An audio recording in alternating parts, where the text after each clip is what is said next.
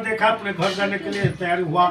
उस समय भगवान ने फिर माया के सत्यनारायण महाराज ने के दंडी का रूप धारण कर कहा करके साहूकार को पूछते, साहूकार तुम्हारा नौका में क्या है ना क्या हो? दंडी महाराज आपको धन लेने की इच्छा करता है, मेरे नौका में तो गाछ की लता पत्रा दिए। दंडी महाराज बोले तथास्तु, तुम्हारा मन जैसे चाहते वैसे ही तुमको प्राप्ति हो। इतने कह करके समुद्र के तट पर कुछ जाकर बैठ गए।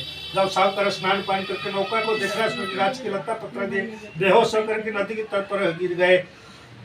उन्हें दंडी महाराज ने साप दिए। ये सब कुछ करते उनकी दामाद ने जल दे करके सच बैठा करके बोले, तो दामाद के वचन को सुन करके साहूकार गए दंडी की पास में दंड प्रणाम करके रोते रोते बोले, आपको सामने जो वचन का तो सब अपराध को मुझे क्षमा कर दीजिए।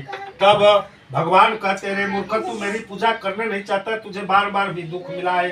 तब भगवान को साहूकार कहते हैं, हे प्रभु, आपका माया को ब्रह्मादि देवता आपके अद्भुत रूप गुण को पार नहीं पाए। मैं तो मनुष्य में तुम को आपको कैसे जान सकता, मेरे ऊपर प्रसन्न हो, मुझे पहले वाले सारे धन दीजिए, मैं आपका शरणागत हूँ। भक्त वत्सल भगवान ने इतने वाणी पर प्रसन्न हो गए, वरदान देकर अंतर्धान हो गए। साहूकार नौका को धन संपदा परिपूर्ण देखा, अपने घर के लिए चल पड़ा।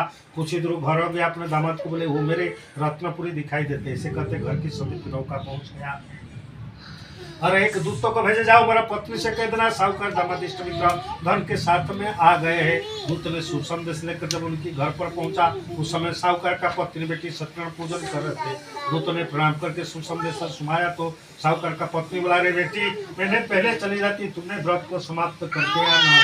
जैसे माँ ने उठ करके चली गई, बेटी ने झटपट में प्रसाद को परित्याग करके उसको पति को देखने के लिए नदी के तट पर पहुंच गई। ये देखते भगवान ने उसको पति को नौका का सट में जल में डुबा दिए। सारे आदमी चिंता करने लगे, कैसे लक्षण हो गए, न जाने कौन से भगवान का नाम से नौका दामाद जल में दिखाई नहीं दे रहा है। इसी प्रकार सब आदमी रोने करने लगे। जब लड़की अपने पति को नहीं देखा, पति की पादुका लेकर के सत्य होने की इच्छा जताई, तो भगवान क्या आकाशवाणी हुई, तुम्हारी कन्या प्रसाद को परित्याग करके अपने पति को देखने चले। इसी कारण इसका पति दूसरों घर जाकर के पुनर्बार प्रसाद भक्षण करके तो अपने पति को नहीं चले देखेंगे।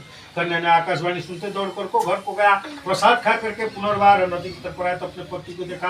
बड़ी हर्षित होकर के पिता से कहने लगे, पिताजी शीघ्र ही घर को चलिए, विलम्ब नहीं करे। उसी दिन से हर महीने संक्रांति पर विधिवत पूजन कर अंत में सपरिवार वैकुंठ को गए। इसी स्कंद पुराण रेवाखंड सत्यनारायण व्रत कथा 6वां अध्याय समाप्त। बोले बाबा भूतनाथ की।